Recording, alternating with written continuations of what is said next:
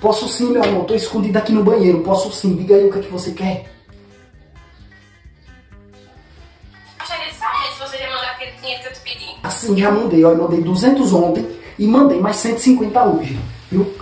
Aí você pode fazer o cabelo, fazer as unhas, pode passear, tomar aquele açaí, viu?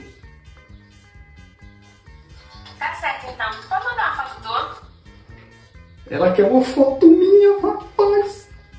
Vou tirar com a câmera traseira que a foto sai mais bonita. Peraí, agora.